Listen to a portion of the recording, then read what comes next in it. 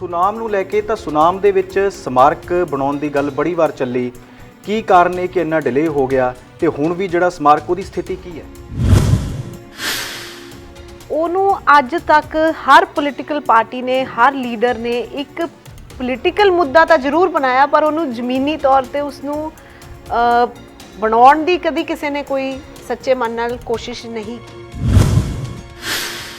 ਤਾਂ ਮੈਨੂੰ ਭਾਵੇਂ ਆਪਣੇ ਨਿੱਜੀ 2 ਜਾਂ 3 ਕਿੱਲੇ ਵੇਚ ਕੇ ਉਸਨੂੰ ਪੂਰਾ ਕਰਵਾਉਣਾ ਪਏ, ਮੈਂ ਉਸਨੂੰ ਪੂਰਾ ਕਰਵਾਉਂਗੀ। ਜੇ ਨਹੀਂ ਕਰਵਾ ਸਕੀ ਤਾਂ ਮੈਂ ਜਾਂ ਮੇਰੇ ਪਰਿਵਾਰ ਦਾ ਕੋਈ ਵੀ ਮੈਂਬਰ ਚੋਣਾਂ 'ਚ ਨਹੀਂ ਖੜਾ ਹੋਏ। ਉਹਦੇ 'ਚ ਸਾਰਾ ਸਿਵਲ ਵਰਕ ਕੰਪਲੀਟ ਹੈ। 2 ਕਰੋੜ 60 ਲੱਖ ਦੀ ਲਾਗਤ ਨਾਲ ਉਹ ਮੈਮੋਰੀਅਲ ਤਿਆਰ ਹੋ ਰਿਹਾ। ਸੁਨਾਮ ਨੂੰ ਲੈ ਕੇ ਤਾਂ ਸੁਨਾਮ ਦੇ ਵਿੱਚ ਸਮਾਰਕ ਬਣਾਉਣ ਦੀ ਗੱਲ ਬੜੀ ਵਾਰ ਚੱਲੀ। ਕੀ ਕਾਰਨ ਹੈ ਕਿ ਇੰਨਾ ਡਿਲੇ ਹੋ ਗਿਆ ਤੇ ਹੁਣ ਵੀ ਜਿਹੜਾ ਸਮਾਰਕ ਉਹਦੀ ਸਥਿਤੀ ਕੀ ਹੈ? ਉਹਨੂੰ ਅੱਜ ਤੱਕ ਹਰ ਪੋਲੀਟੀਕਲ ਪਾਰਟੀ ਨੇ, ਹਰ ਲੀਡਰ ਨੇ ਇੱਕ ਪੋਲੀਟੀਕਲ ਮੁੱਦਾ ਤਾਂ ਜ਼ਰੂਰ ਬਣਾਇਆ, ਪਰ ਉਹਨੂੰ ਜ਼ਮੀਨੀ ਤੌਰ ਤੇ ਉਸਨੂੰ ਬਣਾਉਣ ਦੀ ਕਦੀ ਕਿਸੇ ਨੇ ਕੋਈ ਸੱਚੇ ਮਨ ਨਾਲ ਕੋਸ਼ਿਸ਼ ਨਹੀਂ ਕੀਤੀ। ਤਾਂ ਮੈਨੂੰ ਭਾਵੇਂ ਆਪਣੇ ਨਿੱਜੀ 2 ਜਾਂ 3 ਕਿੱਲੇ ਵੇਚ ਕੇ ਉਸਨੂੰ ਪੂਰਾ ਕਰਵਾਉਣਾ ਪਏ, ਮੈਂ ਉਸਨੂੰ ਪੂਰਾ ਕਰਵਾਉਂਗੀ। ਜੇ ਨਹੀਂ ਕਰਵਾ ਸਕੀ ਤਾਂ ਮੈਂ ਜਾਂ ਮੇਰੇ ਪਰਿਵਾਰ ਦਾ ਕੋਈ ਵੀ ਮੈਂਬਰ ਚੋਣਾਂ 'ਚ ਨਹੀਂ ਖੜਾ ਹੋਏ। ਉਹਦੇ 'ਚ ਸਾਰਾ ਸਿਵਲ ਵਰਕ ਕੰਪਲੀਟ ਹੈ। 2 ਕਰੋੜ 60 ਲੱਖ ਦੀ ਲਾਗਤ ਨਾਲ ਉਹ ਮੈਮੋਰੀਅਲ ਤਿਆਰ ਹੋ ਰਿਹਾ। ਸਤਿ ਸ਼੍ਰੀ ਅਕਾਲ। ਸਾਡਾ ਖਾਸ ਪ੍ਰੋਗਰਾਮ ਦੇਖ ਰਹੇ ਦੇਸ਼ ਵਿਦੇਸ਼ ਦੇ ਦਰਸ਼ਕਾਂ ਦਾ ਮੈਂ ਧਰਮਿੰਦਰ ਸੰਧੂ ਸਵਾਗਤ ਕਰਦਾ ਹਾਂ। ਇਸ ਪ੍ਰੋਗਰਾਮ ਦੇ ਵਿੱਚ ਅਸੀਂ ਗੱਲ ਕਰਾਉਂਦੇ ਹਾਂ, ਤੁਹਾਡੀ ਮੁਲਾਕਾਤ ਕਰਵਾਉਂਦੇ ਹਾਂ ਖਾਸ ਸ਼ਖਸੀਅਤਾਂ ਦੇ ਨਾਲ, ਤੇ ਉਸੇ ਕੜੀ ਦੇ ਤਹਿਤ ਅੱਜ ਸਾਡੇ ਨਾਲ ਮੌਜੂਦ ਨੇ ਮੈਡਮ ਦਾਮਨ ਥਿੰਦ ਬਾਜਵਾ ਜੀ, ਜੋ ਕੌਮੀ ਸਕੱਤਰ ਨੇ ਇੰਡੀਅਨ ਯੂਥ ਕਾਂਗਰਸ ਦੇ। ਮੈਡਮ, ਤੁਹਾਡਾ ਬਹੁਤ-ਬਹੁਤ ਸਵਾਗਤ ਹੈ ਜੀ। ਥੈਂਕ ਯੂ ਜੀ, thank you so much sir. ਗੱਲ ਕੀਤੀ ਜਾਵੇ ਤੁਹਾਡੇ ਹਲਕੇ ਦੀ ਸੁਨਾਮ, ਤਾਂ ਤੁਸੀਂ ਸੁਨਾਮ ਤੋਂ ਆ, ਤਾਂ ਸੁਨਾਮ ਦਾ ਜਦੋਂ ਵੀ ਨਾਮ ਲਿਆ ਜਾਂਦਾ ਤਾਂ ਕਿਹਾ ਜਾਂਦਾ ਸੁਨਾਮ ਸ਼ਹੀਦ ਊਧਮ ਸਿੰਘ ਵਾਲਾ, ਕਿਉਂਕਿ ਊਧਮ ਸਿੰਘ ਦਾ ਸਾਡੇ ਇਤਿਹਾਸ ਦੇ ਵਿੱਚ, ਦੇਸ਼ ਦੀ ਆਜ਼ਾਦੀ ਦੇ ਵਿੱਚ ਖਾਸ ਯੋਗਦਾਨ ਰਿਹਾ ਹੈ। ਉਹਨਾਂ ਨੇ ਆਪਣਾ ਜੋ ਵੀ ਜੀਵਨ ਸੀਗਾ ਸਾਰਾ ਦੇਸ਼ ਦੇ ਲੇਖੇ ਲਾ ਦਿੱਤਾ। ਤੇ ਗੱਲ ਕੀਤੀ ਜਾਵੇ ਸੁਨਾਮ ਨੂੰ ਲੈ ਕੇ ਤਾਂ ਸੁਨਾਮ ਦੇ ਵਿੱਚ ਸਮਾਰਕ ਬਣਾਉਣ ਦੀ ਗੱਲ ਬੜੀ ਵਾਰ ਚੱਲੀ। ਕੀ ਕਾਰਨ ਹੈ ਕਿ ਇੰਨਾ ਡਿਲੇ ਹੋ ਗਿਆ ਤੇ ਹੁਣ ਵੀ ਜਿਹੜਾ ਸਮਾਰਕ ਉਹਦੀ ਸਥਿਤੀ ਕੀ ਹੈ? ਮੈਂ ਤੁਹਾਡੇ ਦਰਸ਼ਕਾਂ ਨੂੰ ਦੱਸਣਾ ਚਾਹੂੰਗੀ ਕਿ ਜਿਹੜਾ ਸੁਨਾਮ ਵਿੱਚ ਸ਼ਹੀਦ ਊਧਮ ਸਿੰਘ ਜੀ ਦਾ ਸਮਾਰਕ ਹੈ ਜੀ, ਉਹਨੂੰ ਅੱਜ ਤੱਕ ਹਰ ਪੋਲੀਟੀਕਲ ਪਾਰਟੀ ਨੇ, ਹਰ ਲੀਡਰ ਨੇ ਇੱਕ ਪੋਲੀਟੀਕਲ ਮੁੱਦਾ ਤਾਂ ਜ਼ਰੂਰ ਬਣਾਇਆ, ਪਰ ਉਹਨੂੰ ਜ਼ਮੀਨੀ ਤੌਰ ਤੇ ਉਸਨੂੰ ਬਣਾਉਣ ਦੀ ਕਦੀ ਕਿਸੇ ਨੇ ਕੋਈ ਸੱਚੇ ਮਨ ਨਾਲ ਕੋਸ਼ਿਸ਼ ਨਹੀਂ ਕੀਤੀ ਜੀ। ਮੈਂ ਕੋਈ ਪੋਲੀਟੀਕਲ ਇੱਥੇ ਬੈਕ ਬਾਈਟਿੰਗ ਨਹੀਂ ਕਰਨਾ ਚਾਹੁੰਦੀ, ਜਾਂ ਨਾ ਮੈਂ ਕੋਈ ਬਲੇਮ ਗੇਮ ਖੇਡਣਾ ਚਾਹੁੰਦੀ ਹਾਂ, ਬਟ ਦੁੱਖ ਉਦੋਂ ਹੁੰਦਾ ਹੈ ਕਿ ਜਦੋਂ ਮੈਂ ਇੱਕ ਨੌਜਵਾਨ ਹੋ ਕੇ ਔਰ ਇੱਕ ਹਾਰੀ ਹੋਈ ਕੈਂਡੀਡੇਟ ਹੋਣ ਦੇ ਬਾਵਜੂਦ ਵੀ ਜੇ ਮੈਂ ਉਸ ਸਮਾਰਕ ਨੂੰ ਮਨਜ਼ੂਰ ਕਰਵਾ ਕੇ ਉਸ ਦਾ ਕੰਮ ਸ਼ੁਰੂ ਕਰਵਾ ਸਕਦੀ ਹਾਂ, ਔਰ ਮੈਂ ਉਸ ਨੂੰ ਪੂਰਾ ਕਰਵਾਉਂਗੀ ਇਲੈਕਸ਼ਨ ਤੋਂ ਪਹਿਲਾਂ ਜੋ ਮੈਂ ਆਪਣੇ ਲੋਕਾਂ ਨਾਲ, ਉੱਥੋਂ ਦੇ ਸੁਨਾਮ ਦੇ ਲੋਕਾਂ ਨਾਲ ਜੋ ਮੈਂ ਵਾਅਦਾ ਕੀਤਾ ਸੀ, ਪਹਿਲੇ ਦਿਨੋਂ ਜੋ ਵਾਅਦਾ ਕੀਤਾ, ਉਸ ਤੇ ਮੈਂ ਬਿਲਕੁਲ ਅਟਲ ਖੜੀ ਹਾਂ। ਮੈਨੂੰ ਉਸ 'ਚ ਕੋਈ, ਮੈਂ ਉਸ 'ਚੋਂ ਕਦੀ ਪਿੱਛੇ ਕਦਮ ਲੈਣ ਦਾ ਕੋਈ ਸਵਾਲ ਹੀ ਨਹੀਂ ਪੈਦਾ ਹੁੰਦਾ। ਮੈਂ ਵਾਅਦਾ ਕੀਤਾ ਸੀਗਾ ਕਿ ਮੈਂ ਇਸ ਸਮਾਰਕ ਨੂੰ ਪੂਰਾ ਕਰਕੇ ਹੀ ਅਗਲੀ ਚੋਣ ਲੜਾਂਗੀ, ਔਰ ਰੱਬ ਨਾ ਕਰੇ ਜੇ ਸਰਕਾਰ ਵੱਲੋਂ ਕੋਈ ਦਿੱਕਤ ਆਉਂਦੀ ਵੀ ਹੈ ਤਾਂ ਮੈਨੂੰ ਭਾਵੇਂ ਆਪਣੇ ਨਿੱਜੀ 2 ਜਾਂ 3 ਕਿੱਲੇ ਵੇਚ ਕੇ ਉਸਨੂੰ ਪੂਰਾ ਕਰਵਾਉਣਾ ਪਏ, ਮੈਂ ਉਸਨੂੰ ਪੂਰਾ ਕਰਵਾਉਂਗੀ। ਜੇ ਨਹੀਂ ਕਰਵਾ ਸਕੀ ਤਾਂ ਮੈਂ ਜਾਂ ਮੇਰੇ ਪਰਿਵਾਰ ਦਾ ਕੋਈ ਵੀ ਮੈਂਬਰ ਚੋਣਾਂ 'ਚ ਨਹੀਂ ਖੜਾ ਹੋਏਗਾ, ਔਰ ਮੈਂ ਅੱਜ ਵੀ ਉਸੇ ਗੱਲ ਤੇ ਖੜੀ ਹਾਂ। ਬਟ ਸਵਾਲ ਇੱਥੇ ਖੜਾ ਹੁੰਦਾ ਹੈ ਕਿ ਮੇਰੇ ਵਾਲੀਆਂ ਕਾਂਗਰਸ ਦੀ ਸਰਕਾਰ ਵੱਲ ਤਾਂ ਉਂਗਲਾਂ ਚੱਕ ਰਹੇ ਹੋ ਤੁਸੀਂ, ਜਿਹੜੇ ਇੱਥੋਂ ਐਡੀਆਂ ਪਾਰਟੀਆਂ ਔਰ ਐਡੇ ਲੀਡਰ ਰਹੇ ਨੇ ਪਹਿਲਾਂ ਸੁਨਾਮ ਦੇ ਇਤਿਹਾਸ ਵਿੱਚ, ਇੱਥੋਂ ਮੰਤਰੀ ਰਹੇ ਨੇ, ਬਹੁਤ ਵੱਡੀਆਂ ਸ਼ਖਸੀਅਤਾਂ ਰਹੀਆਂ, ਭਾਵੇਂ ਪਰਮਿੰਦਰ ਢੀਂਡਸਾ ਜੀ ਦੀ ਗੱਲ ਕਰੀਏ, ਅਮਨ ਅਰੋੜਾ ਜੀ ਦੇ ਪਰਿਵਾਰ ਦੀ, ਉਹਨਾਂ ਦੇ ਫਾਦਰ ਦੀ ਗੱਲ ਕਰੀਏ, ਤੇ ਇਹਨਾਂ ਨੇ ਕਦੀ ਇਸ ਕਦਮ ਨੂੰ ਉਠਾਉਣ ਬਾਰੇ ਕਦੀ ਕੋਈ ਗੱਲ ਕਿਉਂ ਨਹੀਂ ਕੀਤੀ? ਜੇ ਮੈਂ ਅਮਨ ਅਰੋੜਾ ਜੀ ਦੀ ਗੱਲ ਕਰਾਂ, ਉਹ ਤਾਂ ਸ਼ਹੀਦਾਂ ਨੂੰ ਹਰ ਗੱਲ 'ਚ ਉਹਨਾਂ ਦੀ ਸਹੁੰ ਖਾਣ ਤੱਕ ਨੂੰ ਜਾਂਦੇ ਹੈ ਕਿ ਤੁਸੀਂ ਕਦੀ ਧਰਨਾ ਵੀ ਲਾਇਆ ਹੋਵੇ, ਤੁਸੀਂ ਇੱਕ ਫੋਟੋ ਲੋਕਾਂ ਨੂੰ, ਪਬਲਿਕ ਨੂੰ ਉਜਾਗਰ ਕਰੋ ਕਿ ਜਿਹੜੀ ਤੁਸੀਂ ਕਦੀ ਇਸ ਸਮਾਰਕ ਦੀ ਮੰਗ ਵਾਸਤੇ ਅਕਾਲੀ ਦਲ ਦੀ ਸਰਕਾਰ ਵਿੱਚ ਧਰਨਾ ਵੀ ਲਾਇਆ ਹੋਵੇ, ਜਾਂ ਤੁਸੀਂ ਕਦੀ ਇਹ ਗੱਲ ਵੀ ਕੀਤੀ ਹੋਵੇ। ਅੱਜ ਤੁਸੀਂ ਸਵਾਲ ਖੜੇ ਕਰ ਰਹੇ ਹੋ ਉਸ ਸਮਾਰਕ ਤੇ ਜਿਹੜਾ ਬਣ ਰਿਹਾ ਔਰ ਤਿਆਰ ਹੋ ਰਿਹਾ ਲੋਕਾਂ ਵਾਸਤੇ ਨੂੰ ਦੇਣ ਵਾਸਤੇ, ਸੌਂਪਣ ਵਾਸਤੇ, ਤੇ ਉਹ ਤੁਹਾਨੂੰ ਸ਼ੋਭਾ ਨਹੀਂ ਦਿੰਦੀ। ਉਹ ਸਮਾਰਕ ਜੀ ਬਣ ਰਿਹਾ, ਇਟ ਇਜ਼ 60% ਜੇ ਗੱਲ ਕਰੀਏ ਅੱਜ ਦੀ ਤਰੀਕ 'ਚ 60% ਉਸ ਦਾ ਕੰਮ ਕੰਪਲੀਟ ਹੈ। 27 ਤਰੀਕ ਨੂੰ ਮੈਂ ਉਹਦਾ ਲਾਸਟ ਰਿਵਿਊ ਲਿਆ ਸੀਗਾ। ਉਹਦੇ 'ਚ ਸਾਰਾ ਸਿਵਲ ਵਰਕ ਕੰਪਲੀਟ ਹੈ। 2 ਕਰੋੜ 60 ਲੱਖ ਦੀ ਲਾਗਤ ਨਾਲ ਉਹ ਮੈਮੋਰੀਅਲ ਤਿਆਰ ਹੋ ਰਿਹਾ ਹੈ ਜੀ। ਔਰ ਪਿਛਲੇ ਸਾਲ ਹੀ ਸਾਰੀਆਂ ਜਥੇਬੰਦੀਆਂ ਨੇ ਔਰ ਲੋਕਾਂ ਨੇ ਇਹ ਸਾਨੂੰ ਇੱਕ ਮੰਗ ਰੱਖੀ ਸੀ ਕੈਪਟਨ ਸਰਕਾਰ ਨੂੰ ਕਿ ਮੈਮੋਰੀਅਲ ਦੇ ਨਾਲ ਉਹਦੇ ਵਿੱਚ ਹੀ ਉਸੇ ਕੰਪਲੈਕਸ 'ਚ ਇੱਕ ਮਿਊਜ਼ੀਅਮ ਵੀ ਤਿਆਰ ਕੀਤਾ ਜਾਏ ਤਾਂ ਕਿ ਊਧਮ ਸਿੰਘ ਜੀ ਦੀਆਂ ਚਿੱਠੀਆਂ ਔਰ ਹੋਰ ਆਰਟੀਫੈਕਟਸ ਜਾਂ ਉਹਨਾਂ ਦੇ ਕੋਈ ਤਸਵੀਰਾਂ ਉਹ ਉੱਥੇ ਅਸੀਂ ਡਿਸਪਲੇ ਕਰ ਸਕੀਏ। ਸੋ ਮਿਊਜ਼ੀਅਮ ਦੀ ਜਿਹੜੀ ਐਡੀਸ਼ਨ ਹੋਈ ਹੈ ਉਸ ਲਈ 60-65 ਲੱਖ ਰੁਪਇਆ ਹੋਰ ਸਰਕਾਰ ਨੇ ਮਨਜ਼ੂਰ ਕਰ ਲਿਆ। ਉਸ ਦੀਆਂ ਡਰਾਇੰਗਸ ਬਣ ਰਹੀਆਂ। ਸੋ ਮਿਊਜ਼ੀਅਮ ਦੇ ਨਾਲ ਉਸ ਮੈਮੋਰੀਅਲ ਨੂੰ ਸਾਨੂੰ ਜਿੰਨਾ ਟਾਈਮ ਲੱਗੇਗਾ ਕੰਪਲੀਟ ਕਰਨ ਲਈ ਉਹ ਆਉਣ ਵਾਲੇ 4-5 ਮਹੀਨਿਆਂ 'ਚ ਅਸੀਂ ਤਿਆਰ ਕਰਕੇ ਲੋਕਾਂ ਦੇ ਹਵਾਲੇ ਕਰ ਦਾਂਗੇ। ਜੀ, ਮੇਰਾ ਇਹੀ ਮਕਸਦ ਸੀਗਾ। ਪਹਿਲਾ ਸਵਾਲ ਹੀ ਤਾਂ ਹੀ ਇਸ ਕਰਕੇ ਮੈਂ ਇਹੀ ਪੁੱਛਿਆ ਕਿ ਸ਼ਹੀਦ ਊਧਮ ਸਿੰਘ ਦੇ ਬਾਰੇ ਕਿਹਾ ਜਾਂਦਾ ਹੈ ਕਿ ਸੁਨਾਮ ਦੀ ਧਰਤੀ ਬੜੀ ਪਵਿੱਤਰ ਹੈ ਕਿਉਂਕਿ ਉੱਥੇ ਇੱਕ ਅਜਿਹੇ ਯੋਧੇ ਦਾ ਜਨਮ ਹੋਇਆ ਜਿਸ ਨੇ ਦੇਸ਼ ਲਈ ਆਪਣਾ ਸਾਰਾ ਕੁਝ ਕੁਰਬਾਨ ਕਰ ਦਿੱਤਾ ਤੇ ਉਸ ਦੇ ਲਈ ਕੀ ਕਰ ਰਿਹਾ ਹੈ ਸੁਨਾਮ। ਇਸੇ ਕਰਕੇ ਮੈਂ ਸਵਾਲ ਪੁੱਛਿਆ ਸੀ। ਤੇ ਹੁਣ ਮੈਂ ਆਉਣਾ ਹੈ ਤੁਹਾਡੇ ਪੋਲੀਟੀਕਲ ਜੀਵਨ ਦੇ ਉੱਤੇ। ਜੀ, ਕਾਰਗੁਜ਼ਾਰੀ 4 ਸਾਲਾਂ ਦੀ ਕਾਂਗਰਸ ਦੀ ਤੁਸੀਂ ਕਿਸ ਤਰ੍ਹਾਂ ਦੇਖਦੇ ਹੋ ਕਿਉਂਕਿ ਤੁਸੀਂ ਅਜੇ ਸ਼ੁਰੂਆਤ ਕੀਤੀ ਆ ਕਾਂਗਰਸ ਦੇ ਵਿੱਚ। 4 ਸਾਲਾਂ ਦੇ ਵਿੱਚ ਕਾਂਗਰਸ ਨੇ ਸੂਬੇ ਦੇ ਲਈ ਕੀ ਕੀਤਾ ਹੈ? ਦੇਖੋ ਮੈਂ ਆਪਣਾ ਕੱਦ ਓਡਾ ਨਹੀਂ ਸਮਝਦੀ ਕਿ ਮੈਂ ਸਾਰੇ ਸੂਬੇ ਤੇ ਕਮੈਂਟ ਕਰਾਂ। ਪਰ ਤੁਸੀਂ ਦੇਖਦੇ ਹੋ ਸੀਐਮ ਸਾਹਿਬ ਰੋਜ਼ ਇਹ ਗੱਲ ਹੋ ਰਹੀ ਹੈ ਕਿ ਸੂਬੇ ਵਾਸਤੇ ਜੋ ਵਾਅਦੇ ਕੀਤੇ ਸੀ ਸਰਕਾਰ ਨੇ, ਸਰਕਾਰ ਉਹਨਾਂ ਨੂੰ ਕਿੰਨੀ ਸੰਜੀਦਗੀ ਨਾਲ ਪੂਰਾ ਕਰ ਰਹੀ ਹੈ। ਸਰਕਾਰ ਉਸ ਵਿੱਚ ਲੱਗੀ ਹੋਈ ਹੈ, ਭਾਵੇਂ ਉਹ ਪੈਨਸ਼ਨਾਂ ਹੋਣ, ਸਾਡੇ ਸਮਾਰਟ ਕਾਰਡਸ ਹੋਣ, ਕਰਜ਼ਾ ਮਾਫੀ ਹੋਵੇ ਜਾਂ ਹੋਰ ਜਿਹੜੇ ਵੱਖ-ਵੱਖ ਵਾਅਦੇ ਸੀਗੇ, ਔਰਤਾਂ ਨੂੰ ਉਹਨਾਂ ਦਾ ਬਣਦਾ ਮਾਨ ਸਤਿਕਾਰ ਦੇਣ ਵਾਲੀ, ਤੇ ਉਹ ਸਾਰੇ ਹੀ ਕੰਮ ਪੂਰੀ ਮੈਂ ਸਮਝਦੀ ਆ ਡਿਲੀਜੈਂਸ ਨਾਲ ਔਰ ਪੂਰੀ ਸੀਰੀਅਸਨੈਸ ਨਾਲ ਉਹਨਾਂ ਵੱਲ ਕੰਮ ਕੀਤਾ ਜਾ ਰਿਹਾ ਆਪਣੇ ਲਿਮਿਟਿਡ ਰਿਸੋਰਸਿਸ ਹੋਣ ਦੇ ਬਾਵਜੂਦ। ਪਰ ਜੇ ਮੈਂ ਸੁਨਾਮ ਦੀ ਗੱਲ ਕਰਾਂ ਤੇ ਸੁਨਾਮ ਵਿੱਚ ਇਹ ਇਸ ਲਈ ਨਹੀਂ ਕਿਉਂਕਿ ਮੈਂ ਉੱਥੋਂ ਕੰਮ ਕਰ ਰਹੀ ਹਾਂ ਕਾਂਗਰਸ ਦੇ ਬਿਹਾਫ ਤੇ, ਪਰ ਮੈਂ ਇਸ ਲਈ ਕਹਿ ਰਹੀ ਹਾਂ ਕਿ ਸੀਐਮ ਸਾਹਿਬ ਦੀ ਤੁਸੀਂ ਸਪੋਰਟ ਵੇਖੋ, ਸੀਐਮ ਸਾਹਿਬ ਦੀ ਅਪਰੋਚ ਵੇਖੋ ਔਰ ਉਹਨਾਂ ਦੀ ਵਿਜ਼ਨ ਵੇਖੋ ਕਿ ਸੁਨਾਮ ਵਿੱਚ ਕਰੋੜਾਂ ਰੁਪਏ ਲਗਾ ਕਰ ਉੱਥੋਂ ਦੇ ਡਿਵੈਲਪਮੈਂਟ ਦੇ ਕੰਮ ਚੱਲ ਰਹੇ ਨੇ, ਸ਼ੁਰੂ ਕਰਵਾਏ ਗਏ ਨੇ, ਕੁਝ ਕੰਪਲੀਟ ਹੋ ਗਏ ਨੇ, ਜਿਹਦਾ ਕਿ ਇੱਕ ਬੜਾ ਹੀ ਲਾਈਵ ਰੀਸੈਂਟ ਐਗਜ਼ਾਮਪਲ ਹੈ ਕਿ ਜਿਹੜੀ ਮਿਊਨਿਸਪੈਲਿਟੀ ਵਿੱਚ ਅਸੀਂ ਰਿਕਾਰਡ ਤੋੜ ਜਿਹੜੀ ਕਾਂਗਰਸ ਨੇ ਜਿੱਤ ਹਾਸਲ ਕੀਤੀ ਹੈ। ਜੀ, ਸਾਡੇ ਵਿਰੋਧੀ ਜ਼ਰੂਰ ਇਹ ਕਹਿੰਦੇ ਆ ਕਿ ਮਿਊਨਿਸਪੈਲਿਟੀ ਦੀਆਂ ਇਲੈਕਸ਼ਨਾਂ ਬਿਲਕੁਲ ਇਸ ਚੀਜ਼ ਨੂੰ ਇਹ ਕੋਈ ਵੀ ਵਿਧਾਨ ਸਭਾ ਦੀਆਂ ਚੋਣਾਂ ਦਾ ਇਹ ਕੋਈ ਉਹ ਨਹੀਂ ਹੈਗਾ, ਲਿਟਮਸ ਟੈਸਟ ਨਹੀਂ ਹੈਗਾ ਜਾਂ ਉਹਦਾ ਕੋਈ ਗੇਜ ਨਹੀਂ ਹੈਗਾ। ਮੈਂ ਮੰਨਦੀ ਹਾਂ ਨਹੀਂ ਹੋਊਗਾ, ਬਟ ਐਟਲੀਸਟ 50% ਇਲੈਕਟੋਰੇਟ ਨੇ ਤਾਂ ਵੋਟ ਪਾਈ ਨਾ। ਜੀ, ਉਹਨਾਂ ਨੇ ਕਾਂਗਰਸ ਦੇ ਹੱਕ 'ਚ ਪਾਈ ਤਾਂ ਕਿਸੇ ਗੱਲ ਕਰਕੇ ਪਾਈ, ਕੁਛ ਤਾਂ ਉਹਨਾਂ ਨੂੰ ਦਿਸਿਆ ਹੋਊਗਾ, ਕੁਛ ਤਾਂ ਉਹਨਾਂ ਨੂੰ ਸਰਕਾਰ ਵਿੱਚ ਕੋਈ ਯਕੀਨ ਵਿਸ਼ਵਾਸ ਮਹਿਸੂਸ ਹੋਇਆ ਹੋਊਗਾ ਤਾਂ ਹੀ ਉਹਨਾਂ ਨੇ ਪਾਈ। ਤੇ ਅਸੀਂ 19 MCs ਜਿੱਤੇ ਜੀ ਸੁਨਾਮ ਵਿੱਚ 23 ਚੋਂ ਔਰ 9 ਅਸੀਂ ਜਿੱਤੇ 15 ਚੋਂ ਲੌਂਗੋਵਾਲ ਵਿੱਚ, ਕਿਉਂਕਿ ਅਸੀਂ ਲੋਕਾਂ ਵਿੱਚ ਰਹਿ ਕੇ ਲੋਕਾਂ ਦੀ ਦੁੱਖ ਤਕਲੀਫ ਸਮਝਦੇ ਹੋਏ ਉੱਥੋਂ ਦੇ ਕੰਮ ਕਰਵਾਏ। ਮੈਂ एग्जाम्पल देना चाहूंगी, स्मारक का एग्जाम्पल, ਊਧਮ ਸਿੰਘ जी ਦੇ ਮੈਮੋਰੀਅਲ ਦਾ एग्जाम्पल है। ਇੰਨੇ ਮੰਤਰੀ ਰਹਿ ਲਏ, ਇੰਨੇ ਲੀਡਰ ਰਹਿ ਲਏ, ਅੱਜ ਵੱਡੇ ਵੱਡੇ ਸੀਐਮ ਫੇਸ ਬਣੇ ਹੋਏ ਨੇ ਪੰਜਾਬ ਦੇ, ਇਹਨਾਂ ਦੇ ਕਦੀ ਚਿੱਤ ਚੇਤੇ ਨਹੀਂ ਆਇਆ ਇਹ ਬਣਵਾ ਲੈਂਦੇ। ਇਹ ਇਹਨਾਂ ਕੋਲ ਤਾਂ ਤਾਕਤ ਵੀ ਸੀਗੀ, ਮੈਂ ਤਾਂ ਹਾਰੀ ਹੋਈ ਆ, ਮੈਂ ਤਾਂ ਬਹੁਤ ਵੱਡੀ ਮਾਰਜਨ ਨਾਲ ਹਾਰੀ ਸੀਗੀ। ਜੇ ਮੈਂ ਬਣਵਾ ਸਕਦੀ ਆ, ਜੇ ਮੈਨੂੰ ਸੀਐਮ ਸਾਹਿਬ ਐਡਾ ਵੱਡਾ ਮੇਰੇ ਤੇ ਵਿਸ਼ਵਾਸ ਰੱਖ ਸਕਦੇ ਆ, ਤੇ ਇਹ ਵੀ ਇਹਨਾਂ ਨੇ ਵੀ ਮੇਰੀ ਪੋਜੀਸ਼ਨ 'ਚ ਇਹ ਵੀ ਰਹੇ ਨੇ, ਮੇਰੇ ਤੋਂ ਬਹੁਤ ਪਾਵਰਫੁਲ ਪੋਜੀਸ਼ਨਸ 'ਚ ਰਹੇ ਨੇ, ਇਹ ਕਿਉਂ ਨਹੀਂ ਇਹਨਾਂ ਨੇ ਉੱਥੇ ਕੀਤਾ ਇਹ ਚੀਜ਼। ਲੌਂਗੋਵਾਲ ਜੀ ਇੱਕ ਬੜਾ ਮਸ਼ਹੂਰ ਸਾਡਾ ਉੱਥੋਂ ਸੁਨਾਮ ਦਾ ਇੱਕ ਹਿੱਸਾ ਹੈ, ਕਸਬਾ ਹੈ, ਸ਼ਹੀਦਾਂ ਦੀ ਧਰਤੀ ਹੈ, ਸੰਤ ਹਰਚੰਦ ਸਿੰਘ ਲੌਂਗੋਵਾਲ ਜੀ ਦੇ ਨਾਲ ਐਸੋਸੀਏਟਿਡ ਹੈ। ਤੁਸੀਂ ਇਤਿਹਾਸ 'ਚ ਜਾਓ ਤਾਂ ਲੌਂਗੋਵਾਲ ਦੀ ਬਹੁਤ ਵੱਡੀ ਮਹੱਤਵਤਾ ਹੈ। ਬਿਲਕੁਲ, ਲੌਂਗੋਵਾਲ ਔਰ ਸੁਨਾਮ ਨੂੰ ਜੋੜਨ ਵਾਲਾ ਇਕਲੌਤਾ ਜਿਹੜਾ ਪੁਲ ਹੈ, ਜੇ ਤੁਸੀਂ ਉਹ ਜਾ ਕੇ ਵੇਖੋ ਤੇ ਤੁਸੀਂ ਆਪ ਮਹਿਸੂਸ ਕਰੋਗੇ ਕਿ 70 ਸਾਲ ਉਹ ਪੁਲ ਪੁਰਾਣਾ ਵੀ ਅਸੀਂ ਰੱਖਿਆ ਹੈ, ਲੋਕਾਂ ਨੂੰ ਇੱਕ ਨਮੂਨਾ ਦਿਖਾਉਣ ਵਾਸਤੇ ਅਸੀਂ ਉਹ ਵੀ ਰੱਖਿਆ ਨਵੇਂ ਪੁਲ ਦੇ ਨਾਲ ਕਿ ਲੋਕੀ ਵੇਖਣ ਕਿ ਆ ਸੀ ਔਰ ਸਰਕਾਰ ਨੇ ਆ ਬਣਾਤਾ। ਸੋ ਉਸ ਪੁਲ ਜੀ 70 ਸਾਲ ਇਹਨਾਂ ਨੇ ਕਿਸੇ ਨੇ ਨਹੀਂ ਇਹ ਸੋਚਿਆ, ਉੱਥੋਂ ਦੀ ਇਹਨਾਂ ਦੇ ਸੀਐਮਸ ਲੰਘਦੇ ਰਹੇ ਨੇ, ਸੀਐਮਸ ਦੇ ਕੈਵਲਕੇਡਸ ਲੰਘਦੇ ਰਹੇ ਨੇ, ਹਰ ਸਾਲ ਉੱਥੇ ਬਰਸੀ ਮਨਾਈ ਜਾਂਦੀ ਹੈ, ਬਾਦਲ ਸਾਹਿਬ ਕਈ ਵਾਰੀ ਉੱਥੇ ਆ ਚੁੱਕੇ ਨੇ, ਕਦੀ ਉਹਨਾਂ ਨੇ ਉਹਦਾ ਮਨ 'ਚ ਖਿਆਲ ਨਹੀਂ ਆਈ ਕਿ ਅਸੀਂ ਇਹ ਪੁਲ ਨਵਾਂ ਬਣਾਈਏ। ਲੋਕਾਂ ਦੇ ਬੱਚੇ ਪੁੱਤ ਧੀਆਂ ਉੱਤੋਂ ਲੰਘਦੇ ਨੇ, ਜੇ ਕੋਈ ਹਾਦਸਾ ਵਾਪਰ ਜਾਂਦਾ ਕੌਣ ਜ਼ਿੰਮੇਵਾਰ ਹੁੰਦਾ? ਜੇ ਮੈਂ ਇੱਕ ਸਧਾਰਨ ਜੇ ਪਰਿਵਾਰ 'ਚੋਂ ਸੰਬੰਧ ਰੱਖਣ ਵਾਲੀ ਇੱਕ ਹਾਰੀ ਹੋਈ ਕਾਂਗਰਸ ਦਾ ਨੁਮਾਇੰਦਾ ਉਹ ਬਣਵਾ ਸਕਦੀ ਸੀ ਤਾਂ ਕੀ ਇੱਕ PWD ਮਿਨਿਸਟਰ ਨਹੀਂ ਸੀ ਬਣਵਾ ਸਕਦਾ? ਇੱਕ ਫਾਈਨੈਂਸ ਮਿਨਿਸਟਰ ਨਹੀਂ ਸੀ ਬਣਵਾ ਸਕਦਾ? ਅਮਨ ਅਰੋੜਾ ਜੀ ਦੇ ਫਾਦਰ ਸਾਹਿਬ ਮੰਤਰੀ ਰਹੇ ਨੇ, ਇਹ ਨਹੀਂ ਸੀ ਬਣਵਾ ਸਕਦੇ? ਮੁਰੰਮਤ ਹੀ ਕਰਵਾ ਦਿੰਦੇ। ਸੋ ਇਹ ਚੀਜ਼ਾਂ ਡਿਵੈਲਪਮੈਂਟ ਜਿਹੜੀ ਹੈਗੀ ਹੈ, ਤੁਸੀਂ ਇਲਾਕਿਆਂ 'ਚ ਜਾ ਕੇ ਵੇਖੋ, ਵਿਧਾਨ ਸਭਾ 'ਚ ਜਾ ਕੇ ਵੇਖੋ, ਮੂੰਹੋਂ ਬੋਲਦੀ ਹੈ ਜੀ ਡਿਵੈਲਪਮੈਂਟ।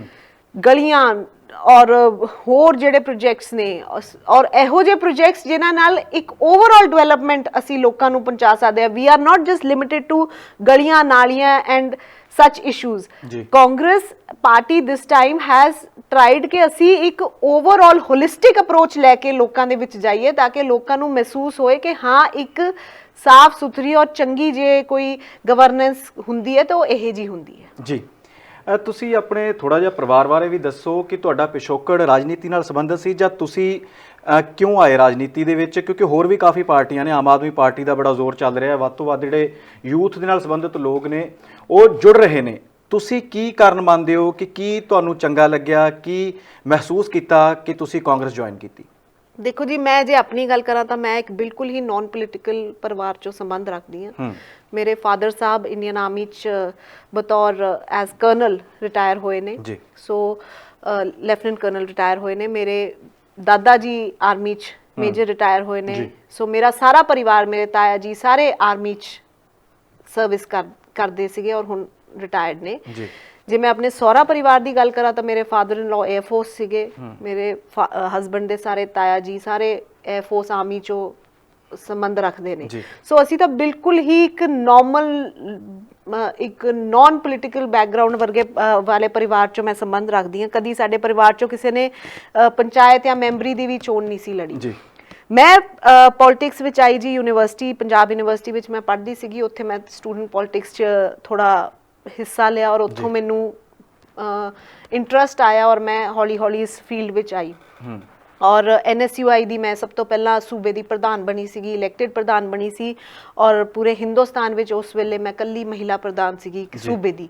ਸੋ ਉਸ ਤੋਂ ਬਾਅਦ ਯੂਥ ਕਾਂਗਰਸ ਸੇਵਾ ਕਰਨ ਦਾ ਮੌਕਾ ਮਿਲਿਆ ਔਰ ਪਾਰਟੀ ਨੇ ਫਿਰ ਟਿਕਟ ਦਿੱਤੀ। ਪਰ ਮੇਰੇ ਮਨ 'ਚ ਕਦੀ ਵੀ ਕਿਸੇ ਹੋਰ ਪਾਰਟੀ ਦਾ ਕਦੀ ਖਿਆਲ ਨਾ ਆਇਆ ਤੇ ਨਾ ਹੀ ਆਏਗਾ, ਕਿਉਂਕਿ ਮੈਂ ਪਹਿਲੇ ਦਿਨੋਂ ਹੀ ਕਾਂਗਰਸ ਨਾਲ ਉਸਦੀ ਆਈਡੀਓਲੋਜੀ ਨੂੰ ਵੇਖ ਕੇ ਜੁੜੀ ਹਾਂ। ਕਾਂਗਰਸ ਇੱਕ ਐਸੀ ਪਾਰਟੀ ਹੈ ਜਿਹੜੀ ਹਰ ਵਰਗ ਨੂੰ ਔਰ ਹਰ ਤਰ੍ਹਾਂ ਦੇ ਵਿਅਕਤੀ ਨੂੰ ਅੱਗੇ ਆਉਣ ਦਾ ਮੌਕਾ ਦਿੰਦੀ ਹੈ, ਪ੍ਰੋਵਾਈਡਡ ਕਿ ਤੁਸੀਂ ਸੱਚੇ ਮਨ ਨਾਲ ਕਾਂਗਰਸ ਪ੍ਰਤੀ ਇੱਕ ਨਿਸ਼ਠਾ ਰੱਖਦੇ ਹੋ ਔਰ ਲੋਕਾਂ ਪ੍ਰਤੀ ਇੱਕ ਸਹੀ ਸੱਚੇ ਮਨ ਨਾਲ ਸੇਵਾ ਭਾਵਨਾ ਰੱਖਦੇ ਹੋ, ਤਾਂ ਤੁਹਾਨੂੰ ਕਾਂਗਰਸ ਵਿੱਚ ਅੱਗੇ ਆਉਣ ਤੋਂ ਕੋਈ ਨਹੀਂ ਰੋਕ ਸਕਦਾ। ਮੇਰੇ ਵਰਗੇ ਇੱਕ ਨੌਜਵਾਨ ਨੂੰ ਪਹਿਲੀ ਹੀ ਅਟੈਂਪਟ 'ਚ ਟਿਕਟ ਦੇ ਦੇਣੀ ਔਰ ਇੱਕ ਪੈਸੇ ਦਾ ਮੇਰਾ ਖਰਚਾ ਨਹੀਂ ਹੋਇਆ, ਸਗੋਂ ਮੈਨੂੰ ਪਾਰਟੀ ਨੇ ਇਲੈਕਸ਼ਨ ਲੜਨ ਵਾਸਤੇ ਫੰਡ ਦਿੱਤਾ, ਮੇਰੀ ਮਦਦ ਕੀਤੀ। ਸੋ ਇਹ ਇੱਕ ਕਾਂਗਰਸ ਪਾਰਟੀ ਵਿੱਚ ਹੀ ਅਸੀਂ ਇੱਕ ਇਹੋ ਜਿਹੀ ਉਮੀਦ ਰੱਖ ਸਕਦੇ ਹਾਂ। ਹੋਰ ਬਾਕੀ ਪਾਰਟੀਆਂ ਵਿੱਚ ਤਾਂ ਮੈਂ ਕਦੀ ਸੁਣਿਆ ਨਹੀਂ ਕਿ ਸਾਨੂੰ ਵੀ ਪਤਾ ਹੈ, ਅਸੀਂ ਬਾਕੀ ਪਾਰਟੀਆਂ ਦੀ ਵੀ ਕਾਰਗੁਜ਼ਾਰੀ ਸੁਣਦੇ ਹਾਂ ਕਿ ਕਿਵੇਂ ਪੈਸੇ ਲੈ ਲੈ ਕੇ ਟਿਕਟਾਂ ਵੰਡੀਆਂ ਜਾਂਦੀਆਂ ਜਾਂ ਕਿਵੇਂ ਲੋਕਾਂ ਦੀ ਲੁੱਟ ਖੋਹ ਹੁੰਦੀ ਹੈ, ਇੱਕ ਧੰਦਾ ਬਣਾਇਆ ਹੋਇਆ।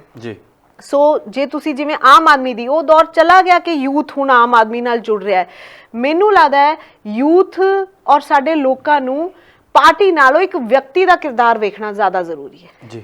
ਕੋਈ ਵਿਅਕਤੀ ਭਾਵੇਂ ਜੇ ਉਹ ਡਾਕੂ ਹੈ ਤੇ ਉਹ ਕਿਸੇ ਮਰਜ਼ੀ ਪਾਰਟੀ 'ਚ ਹੋਊਗਾ ਤਾਂ ਉਹ ਡਾਕੂ ਹੀ ਰਹੇਗਾ, ਤੇ ਜੇ ਕੋਈ ਵਿਅਕਤੀ ਸੱਚੇ ਮਨ ਨਾਲ ਸੇਵਾ ਕਰਨਾ ਚਾਹੁੰਦਾ ਹੈ ਤਾਂ ਉਹ ਕਿਸੇ ਵੀ ਪਾਰਟੀ 'ਚ ਹੋਵੇ ਤੇ ਭਾਵੇਂ ਇੱਕ ਦਰੀ ਲਾ ਕੇ ਧਰਨਾ ਹੀ ਲਾ ਲਵੇ, ਤੇ ਉਹ ਸੱਚੇ ਤਰੀਕੇ ਨਾਲ ਜੇ ਸੇਵਾ ਕਰਨਾ ਚਾਹੁੰਦਾ ਤਾਂ ਉਹ ਕਿਸੇ ਵੀ ਪਾਰਟੀ 'ਚ ਰਹਿ ਕੇ ਕਾਮਯਾਬੀ ਨਾਲ ਆਪਣੇ ਲੋਕਾਂ ਦੀ ਸੇਵਾ ਕਰ ਸਕਦਾ ਹੈ। ਪਾਰਟੀ ਨਾਲ ਡਿਵੈਲਪਮੈਂਟ ਨੂੰ ਐਸੋਸੀਏਟ ਅਸੀਂ ਨਾ ਕਰੀਏ, ਸਗੋਂ ਆਪਣੇ ਲੋਕਲ ਜਿਹੜਾ ਰਿਪਰੈਜ਼ੈਂਟੇਟਿਵ ਹੈ ਉਸਨੂੰ ਔਰ ਉਸਦੀ ਕਿਹੋ ਜਿਹਾ ਕਰੈਕਟਰ ਹੈ ਔਰ ਉਸਦੀ ਕਿਹੋ ਜਿਹੀ ਮਨਸ਼ਾ ਹੈ ਉਸਨੂੰ ਜ਼ਿਆਦਾ ਪਰਖੀਏ।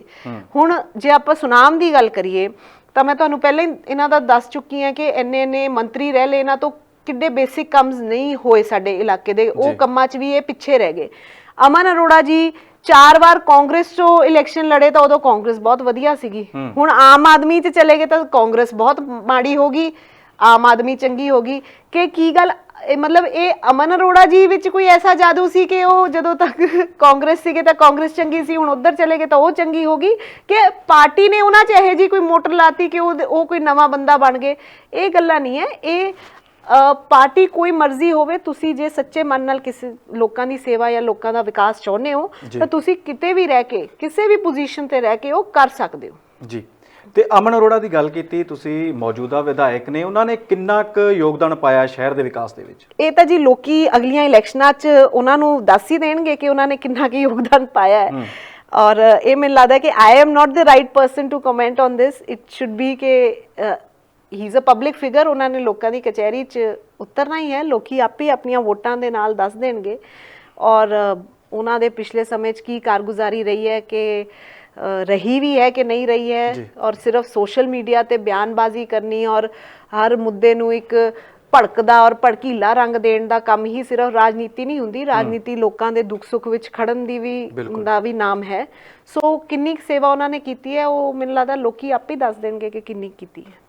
ਅਮਨ ਅਰੋੜਾ ਨੇ ਇੱਕ ਸਵਾਲ ਚੁੱਕਿਆ ਸੀ ਕਾਂਗਰਸ ਦੇ ਉੱਤੇ ਕਿ ਜਿਹੜੇ ਹਲਕਾ ਇੰਚਾਰਜ ਨੇ ਉਹ ਕਾਂਗਰਸ ਵੱਲੋਂ ਨਹੀਂ ਲਾਏ ਜਾਣਗੇ, ਕਿਉਂਕਿ ਮੁੱਖ ਮੰਤਰੀ ਸਾਹਿਬ ਵੱਲੋਂ ਕਹਿੰਦੇ ਕਿਹਾ ਗਿਆ ਹੈ, ਪਰ ਤੁਸੀਂ ਵੀ ਹਲਕਾ ਇੰਚਾਰਜ ਹੋ, ਇਹਦੇ ਵਿੱਚ ਕਿੰਨੀ ਕੁ ਸੱਚਾਈ ਹੈ, ਕਿੰਨੇ ਕੁ ਜਾਇਜ਼ ਆ ਉਹਨਾਂ ਦੇ ਸਵਾਲ? ਇਹਦੇ 'ਚ ਜੀ ਮੈਂ ਇਸ ਗੱਲ ਤੇ ਬਹੁਤ ਹੈਰਾਨ ਹੁੰਨੀ ਆ। ਮੈਂ ਨਾ ਕਈ ਵਾਰੀ ਇਸ ਗੱਲ ਤੇ ਵੀ ਹੈਰਾਨ ਹੁੰਦੀ ਹੈ ਕਿ ਇੱਕ ਵਿਧਾਇਕ ਬਣ ਕੇ ਇੱਕ ਐਡੀ ਰਿਸਪੌਂਸਿਬਲ ਪੋਜੀਸ਼ਨ ਤੇ ਤੁਸੀਂ ਹੋ ਕੇ ਤੁਸੀਂ ਇਹੋ ਜਿਹੀ ਇਰਰਿਸਪੌਂਸਿਬਲ ਬਿਆਨਬਾਜ਼ੀ ਕਿਵੇਂ ਕਰ ਸਕਦੇ ਹੋ, ਜਾਂ ਤੁਹਾਡੀ ਕੋਈ ਇਹੋ ਜਿਹੀ ਕੋਈ ਟੀਮ ਕਿਉਂ ਨਹੀਂ ਹੈ ਜਿਹੜੀ ਤੁਹਾਨੂੰ ਕੋਈ ਸੁਝਾਅ ਦਿੰਦੀ ਹੈ ਜਾਂ ਤੁਹਾਨੂੰ ਕਰੈਕਟ ਕਿਉਂ ਨਹੀਂ ਕਰਦੀ? ਜੀ ਤੁਸੀਂ ਜਿਹੜੀ ਗੱਲ ਕੀਤੀ ਬਿਲਕੁਲ ਸਹੀ ਹੈ। ਇਹਨਾਂ ਨੇ ਕਈ ਥਾਵਾਂ ਤੇ ਬੜਾ ਲੂਜ਼ ਵੀ ਇਹਦੇ ਤੇ ਕਮੈਂਟਸ ਕੀਤੇ ਹੈ ਜੀ, ਇੱਕ ਮਤਲਬ ਬੜੀ ਇੱਕ ਲੂਜ਼ ਲੈਂਗੁਏਜ ਵੀ ਯੂਜ਼ ਕੀਤੀ ਹੈ। ਮੈਂ ਉਹਨੂੰ ਇੱਥੇ ਦੁਬਾਰਾ ਲੋਕਾਂ ਦੇ ਸਾਹਮਣੇ ਨਹੀਂ ਬੋਲਣਾ ਚਾਹੂੰਗੀ, ਬਟ ਤੁਸੀਂ ਉਹਨਾਂ ਦੇ ਕੱਢ ਸਕਦੇ ਹੋ ਪਿੱਛੋਂ। ਹਲਕਾ ਇੰਚਾਰਜ ਜੋ ਮੈਂ ਤੁਹਾਨੂੰ ਦੱਸਦੀ, ਕੈਪਟਨ ਸਾਹਿਬ ਨੇ ਜੋ ਆਪਣੇ ਉਹਦੇ 'ਚ ਮੈਨੀਫੈਸਟੋ 'ਚ ਗੱਲ ਕੀਤੀ ਸੀ, ਉਹ ਸੀਗਾ, ਮੈਨੂੰ ਲੱਗਦਾ ਜਾਂ ਤਾਂ ਅਮਨ ਅਰੋੜਾ ਜੀ ਨੂੰ ਅੰਗਰੇਜ਼ੀ ਨਹੀਂ ਪੜ੍ਹਨੀ ਆਈ ਜਾਂ ਅੰਗਰੇਜ਼ੀ ਸਮਝਣੀ ਨਹੀਂ ਆਈ। It said that halqa incharge system of the policing which is interconterminous with the political assembly। Akali Dal ਵੇਲੇ ਕੀ ਹੁੰਦਾ ਸੀਗਾ ਕਿ ਇੱਕ ਹਲਕਾ ਹੁੰਦਾ ਸੀ, ਉਹਦੇ 'ਚ ਇੱਕੋ ਹੀ ਡਿਪਟੀ ਹੁੰਦਾ ਸੀ, ਤੇ ਜੇ ਉੱਥੋਂ ਉਹਦੇ ਵਿੱਚ ਪੋਲੀਟੀਕਲ ਇੰਟਰਫੇਰੈਂਸ ਹੋਣ ਦੇ ਚਾਂਸਸ ਵੱਧ ਸੀਗੇ ਜੀ, ਕਿਉਂਕਿ ਇੱਕੋ ਹੀ ਡਿਪਟੀ ਹੁੰਦਾ ਸੀ। ਉਹ ਉੱਥੋਂ ਦਾ ਕੰਸਰਨਡ ਲੀਡਰ ਜੇ ਉਹਨੂੰ ਲਵਾਉਂਦਾ ਸੀ ਤੇ ਉਹ ਲੋਕਾਂ ਦੇ ਵਿੱਚ ਇਹ ਹੁੰਦਾ ਸੀ ਕਿ ਇਹ ਉਸਦੀ ਗੱਲ ਸੁਣੇਗਾ, ਜਾਂ ਪੋਲੀਟੀਕਲ ਇੰਟਰਫੇਰੈਂਸ ਦੇ ਚਾਂਸਸ ਵੱਧ ਸੀਗੇ। ਕੈਪਟਨ ਸਾਹਿਬ ਨੇ ਵਾਅਦਾ ਇਹ ਕੀਤਾ ਸੀ ਕਿ ਮੈਂ ਉਹ ਪੁਲਿਸਿੰਗ ਦਾ ਜਿਹੜਾ ਹਲਕਾ ਇੰਚਾਰਜ ਸਿਸਟਮ ਹੈ ਉਸ ਨੂੰ ਖਤਮ ਕਰੂੰਗਾ, so that policing and political assemblies are not interconterminous with each other. ਔਰ ਉਹ ਉਹਨਾਂ ਨੇ ਪਹਿਲੇ ਮੇਰੇ ਖਿਆਲ ਦੂਜੇ ਤੀਜੇ ਮਹੀਨੇ 'ਚ ਹੀ ਖਤਮ ਕਰਤਾ। ਸਭ ਤੋਂ ਵੱਡਾ ਉਦਾਹਰਨ ਤਾਂ ਸੁਨਾਮ ਹੈ ਜੀ। ਸੁਨਾਮ ਨੂੰ ਪਹਿਲਾਂ ਇੱਕ ਡਿਪਟੀ ਪੈਂਦਾ ਸੀ, ਹੁਣ ਸੁਨਾਮ ਨੂੰ ਹੀ, ਸੁਨਾਮ ਦੇ ਕੁਛ ਪਾਰਟ ਨੂੰ ਡਿਪਟੀ ਸੁਨਾਮ ਪੈਂਦਾ ਹੈ, ਕੁਛ ਪਾਰਟ ਨੂੰ ਡਿਪਟੀ ਸੰਗਰੂਰ ਪੈਂਦੇ ਨੇ, ਤੇ ਈਵਨ ਕੁਛ ਪਾਰਟਸ ਨੂੰ ਡਿਪਟੀ ਭਵਾਨੀਗੜ੍ਹ ਵੀ ਪੈਂਦੇ ਨੇ ਜੀ। ਠੀਕ ਹੈ ਜੀ। ਸੋ that was the system that he had told I would finish। CM Sahib never said that ਮੇਰਾ ਜੇ ਕਿ ਮੰਨ ਲਓ ਮੇਰਾ ਕੋਈ ਨੁਮਾਇੰਦਾ ਕਿਸੇ ਕਨਸਟੀਟੂਐਂਸੀ 'ਚ ਹਾਰ ਗਿਆ ਤੇ ਮੈਂ ਉੱਥੇ ਦੂਜੀ ਪਾਰਟੀ ਦੇ ਬੰਦੇ ਨੂੰ ਅੱਗੇ ਕਰ ਦੂੰਗਾ। Why would he do that? We are a political party and ਅਸੀਂ ਆਪਣੇ ਕੰਮਾਂ ਦੇ ਆਧਾਰ ਤੇ ਆਪਾਂ ਲੋਕਾਂ ਤੱਕ ਰੀਚ ਕਰਨੀ ਹੈ, ਤੇ ਜੇ ਕਾਂਗਰਸ ਦੀ ਕੋਈ ਸੋਚ ਹੈ ਜਾਂ ਕਾਂਗਰਸ ਦਾ ਕੋਈ ਕੰਮ ਹੈ ਲੋਕਾਂ ਤੱਕ ਲੈ ਕੇ ਜਾਣਾ, ਉਹ ਮੈਂ ਹੀ ਲੈ ਕੇ ਜਾਊਂਗੀ, ਜਾਂ ਕਾਂਗਰਸ ਦਾ ਹੀ ਕੋਈ ਵਿਅਕਤੀ ਲੈ ਕੇ ਜਾਊਗਾ, ਅਮਨ ਅਰੋੜਾ ਜੀ ਥੋੜੀ ਨਾ ਲੈ ਕੇ ਜਾਣਗੇ। And secondly I would always remain Sunam's ਹਲਕਾ incharge till the next election as long as my high command doesn't take another decision on that। ਜੀ। ਤੇ ਗੱਲ ਕੀਤੀ ਜਾਵੇ ਕਿਸਾਨ ਅੰਦੋਲਨ ਦੀ, ਤਾਂ ਕਿਸਾਨ ਅੰਦੋਲਨ ਇਸ ਵੇਲੇ ਪੂਰਾ ਭਖਿਆ ਹੋਇਆ ਹੈ ਤੇ ਭਾਜਪਾ ਦਾ ਵਿਰੋਧ ਲਗਾਤਾਰ ਜਾਰੀ ਹੈ। ਕਾਂਗਰਸ ਦੀ ਕੀ ਕਾਰਗੁਜ਼ਾਰੀ ਹੈ ਕਿਸਾਨ ਅੰਦੋਲਨ ਦੇ ਵਿੱਚ, ਤੁਹਾਡੇ ਤੋਂ ਇਹ ਜਾਨਣਾ ਚਾਹਾਂਗੇ, ਕਿਉਂਕਿ ਕਾਂਗਰਸ ਸੂਬੇ ਦੇ ਵਿੱਚ ਅਤੇ ਸੂਬੇ ਦੇ ਵਿੱਚ ਅੰਦੋਲਨ ਸ਼ੁਰੂਆਤ ਹੋਈ ਸੀ ਤੇ ਦਿੱਲੀ ਤੱਕ ਪਹੁੰਚਿਆ ਸੀ। ਬਿਲਕੁਲ ਜੀ, ਮੈਂ ਸਲਾਮ ਕਰਦੀ ਹਾਂ ਸਾਡੇ ਮੁੱਖ ਮੰਤਰੀ ਪੰਜਾਬ ਕੈਪਟਨ ਅਮਰਿੰਦਰ ਸਿੰਘ ਜੀ ਨੂੰ, who is a man of his words. ਉਹ ਇੱਕ ਪੋਲੀਟੀਸ਼ੀਅਨ ਤੋਂ ਪਹਿਲਾਂ ਇੱਕ ਫੌਜੀ ਨੇ, ਔਰ ਇੱਕ ਫੌਜੀ ਤੋਂ ਵੀ ਮਤਲਬ ਇੱਕ ਫੌਜੀ ਹੋਣ ਦੇ ਨਾਤੇ ਉਹ ਇੱਕ ਟਰੂ ਜੈਂਟਲਮੈਨ ਨੇ, ਇੱਕ ਟਰੂ ਇੱਕ ਐਸਾ ਵਿਅਕਤੀ ਨੇ ਜੋ ਉਹੀ ਗੱਲ ਕਰਦੇ ਨੇ ਜੋ ਪੂਰੀ ਕਰ ਸਕਣ, ਔਰ ਜੋ ਕਹਿੰਦੇ ਨੇ ਉਸ ਨੂੰ ਹਰ ਹੱਦ ਤੱਕ ਜਾਂਦੇ ਨੇ ਉਸ ਨੂੰ ਪੂਰਾ ਕਰਨ ਵਾਸਤੇ।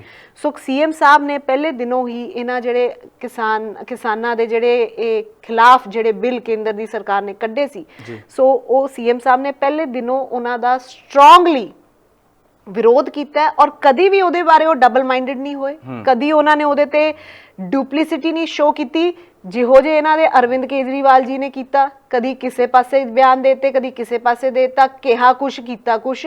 ਸੀਐਮ ਸਾਹਿਬ ਨੇ ਵਨ ਲਾਈਨ ਉਹਨਾਂ ਦਾ ਇਸ ਤੇ ਅਪਰੋਚ ਸੀਗੀ, and that was against the 3 farm bills which were anti farmers।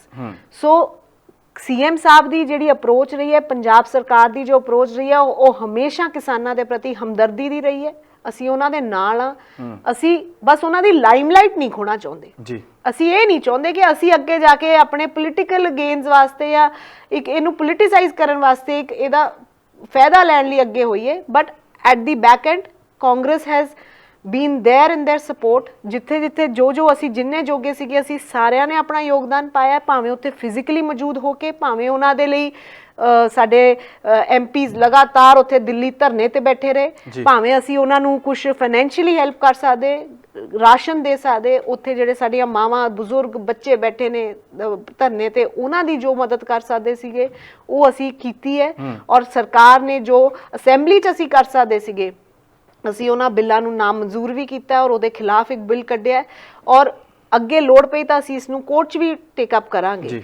So CM ਸਾਹਿਬ ਔਰ ਪੰਜਾਬ ਸਰਕਾਰ ਦੀ ਕਿਸਾਨਾਂ ਦੇ ਨਾਲ ਪੂਰੀ ਹਰ ਤਰੀਕੇ ਨਾਲ ਸਪੋਰਟ ਰਹੀ ਹੈ ਔਰ ਅੱਗੇ ਵੀ ਅਸੀਂ ਇਹਨਾਂ ਬਿੱਲਸ ਦੇ ਖਿਲਾਫ ਔਰ ਖਿਲਾਫ ਹੀ ਰਵਾਂਗੇ ਔਰ ਸਾਡੇ ਫਾਰਮਰਸ ਦੇ ਜੋ ਇਹ ਉਹਨਾਂ ਦੀਆਂ ਮੰਗਾਂ ਹੈ ਉਹ ਬਿਲਕੁਲ ਜਾਇਜ਼ ਹੈ ਔਰ ਅਸੀਂ ਉਹਨਾਂ ਦੇ ਨਾਲ ਖੜੇ ਹਾਂ। ਜਾਂਦੇ ਜਾਂਦੇ ਮੇਰਾ ਆਖਰੀ ਸਵਾਲ ਹੈ ਕਿ 2022 ਦੀਆਂ ਵਿਧਾਨ ਸਭਾ ਚੋਣਾਂ ਦੇ ਵਿੱਚ ਕਾਂਗਰਸ ਕਿੰਨਾ ਮੁੱਦਿਆਂ ਦੇ ਉੱਤੇ ਵੋਟ ਆਪਣਾ ਦੁਬਾਰਾ ਲੈਣਾ। ਜਾਂਦੇ ਜਾਂਦੇ ਮੇਰਾ ਆਖਰੀ ਸਵਾਲ ਕਿ 2022 ਦੀਆਂ ਵਿਧਾਨ ਸਭਾ ਚੋਣਾਂ ਦੇ ਵਿੱਚ ਕਾਂਗਰਸ ਕਿੰਨਾ ਮੁੱਦਿਆਂ ਦੇ ਉੱਤੇ ਚੋਣ ਲੜੇਗੀ। 2022 ਦੀਆਂ ਚੋਣਾਂ ਜਿਹੜੀਆਂ ਇਲੈਕਸ਼ਨਸ ਆ ਰਹੀਆਂ ਉਹਦੇ ਵਿੱਚ ਕਾਂਗਰਸ ਦਾ ਹਮੇਸ਼ਾ ਤੋਂ ਹੀ ਇੱਕੋ ਹੀ ਏਜੰਡਾ ਰਿਹਾ ਹੈ, ਪਹਿਲਾਂ ਵੀ ਔਰ ਇਸ ਵਾਰ ਵੀ, ਔਰ ਉਹ ਡਿਵੈਲਪਮੈਂਟ ਦਾ ਹੈ। ਅਸੀਂ ਜੋ ਕੁਝ ਕਰ ਸਕਦੇ ਸੀ ਇਸ ਟੈਨਿਓਰ ਵਿੱਚ ਅਸੀਂ ਉਸ ਨੂੰ ਕੀਤਾ ਹੈ, ਕਰ ਵੀ ਰਹੇ ਹਾਂ ਔਰ ਪੂਰਾ ਕਰਾਂਗੇ। ਔਰ ਅੱਗੇ ਵੀ ਮੈਨੂੰ ਲੱਗਦਾ ਹੈ ਕਿ ਲੋਕਾਂ ਨੂੰ ਵੀ ਨਜ਼ਰ ਆ ਗਿਆ ਕਿ ਜੇ ਸਰਕਾਰ ਚਾਹੇ ਤਾਂ ਉਹ ਬਹੁਤ ਵਧੀਆ ਤਰੀਕੇ ਨਾਲ ਲੋਕਾਂ ਦੇ ਵਿੱਚ ਆਪਣੀ ਗਵਰਨੈਂਸ ਦੇ ਸਕਦੀ ਹੈ। ਔਰ ਪਿਛਲੀਆਂ ਸਰਕਾਰਾਂ ਨੇ ਜੋ ਲੋਕਾਂ ਦਾ ਬੇਵਕੂਫ ਬਣਾਉਣ ਦਾ, ਲੋਕਾਂ ਨੂੰ ਝੁਟਲਾਉਣ ਦਾ, ਲੋਕਾਂ ਨੂੰ ਝੂਠੇ ਵਾਅਦੇ ਕਰਕੇ ਉਹਨਾਂ ਨੂੰ ਗੁੰਮਰਾਹ ਕਰਨ ਦਾ ਕੰਮ ਕੀਤਾ ਸੀ, ਉਸ ਤੋਂ ਲੋਕ ਵੀ ਸਮਝਦਾਰ ਹੋ ਗਏ ਹੈ। So we are one point agenda would be development and ਜਿਸ ਤਰੀਕੇ ਦੇ ਡਿਵੈਲਪਮੈਂਟ ਵਰਕਸ, ਜੇ ਮੈਂ ਸੁਨਾਮ ਦੀ ਗੱਲ ਕਰਾਂ, ਸੁਨਾਮ ਵਿੱਚ ਹੋਏ ਹੈ ਤਾਂ ਲੋਕਾਂ ਨੂੰ ਵੀ ਮਤਲਬ ਆਪੇ ਲੋਕ ਕਹਿਣ ਲੱਗ ਗਏ ਕਿ ਹਾਂ ਵਾਕਈ ਡਿਵੈਲਪਮੈਂਟ ਇਸ ਨੂੰ ਕਹਿੰਦੇ ਆ ਔਰ ਸੱਚੇ ਮਨ ਨਾਲ ਜੇ ਡਿਵੈਲਪਮੈਂਟ ਕਰਵਾਈ ਜਾਏ, ਜੋ ਇੱਕ ਪੈਸਾ ਐਕਸਚੇਕਰ ਦਾ ਜਾਂ ਜੋ ਪੈਸਾ ਲੋਕਾਂ ਦੇ ਵਿਕਾਸ ਵਾਸਤੇ ਜੇ ਖਰਚਾ ਕੀਤਾ ਜਾਂਦਾ ਹੈ ਤਾਂ ਉਹ ਨਜ਼ਰ ਆਉਂਦਾ ਹੈ ਔਰ ਲੋਕ ਉਸ ਨੂੰ ਮੰਨਦੇ ਆ ਔਰ ਲੋਕ ਉਸ ਦੇ ਆਧਾਰ ਤੇ ਵੋਟ ਪਾਉਣਗੇ ਕਾਂਗਰਸ ਨੂੰ। ਜੀ, ਤੁਸੀਂ ਸਾਡੇ ਸਟੂਡੀਓ ਦੇ ਵਿੱਚ ਆਏ, ਸਾਡੇ ਨਾਲ ਵੱਖ-ਵੱਖ ਮੁੱਦਿਆਂ ਦੇ ਉੱਤੇ ਆਪਣੇ ਵਿਚਾਰ ਸਾਂਝੇ ਕੀਤੇ। ਦਾਮਨ ਥਿੰਦ ਬਾਜਵਾ ਜੀ, ਤੁਹਾਡਾ ਬਹੁਤ-ਬਹੁਤ ਧੰਨਵਾਦ ਹੈ। ਥੈਂਕ ਯੂ ਜੀ, ਥੈਂਕ ਯੂ ਸੋ ਮਚ। ਇਹ ਸਨ ਸਾਡੇ ਨਾਲ ਕਾਂਗਰਸੀ ਆਗੂ ਦਾਮਨ ਥਿੰਦ ਬਾਜਵਾ ਜੀ, ਜਿਨ੍ਹਾਂ ਨੇ ਦੱਸਿਆ ਕਿ ਕਿਸ ਤਰ੍ਹਾਂ ਦੇ ਨਾਲ ਸੁਨਾਮ ਦੇ ਵਿੱਚ ਵਿਕਾਸ ਕਾਰਜ ਕੀਤੇ ਜਾ ਰਹੇ ਨੇ ਤੇ ਕਾਂਗਰਸ ਦੀ 4 ਸਾਲਾਂ ਦੀ ਕਾਰਗੁਜ਼ਾਰੀ ਸਰਕਾਰ ਦੇ ਵਿੱਚ ਰਹਿੰਦਿਆਂ ਕਿਹੋ ਜਿਹੀ ਰਹੀ ਹੈ। ਅਜਿਹੀ ਸ਼ਖਸੀਅਤ ਦੇ ਨਾਲ ਫਿਰ ਤੁਹਾਡੀ ਮੁਲਾਕਾਤ ਕਰਵਾਵਾਂਗੇ। ਫਿਲਹਾਲ ਇਜਾਜ਼ਤ ਦਿਓ, ਧੰਨਵਾਦ। T5 ਚੈਨਲ ਪੰਜਾਬੀ ਹੁਣੇ ਸਬਸਕ੍ਰਾਈਬ ਕਰੋ, ਬੈਲ ਆਈਕਨ ਤੇ ਕਲਿੱਕ ਕਰੋ।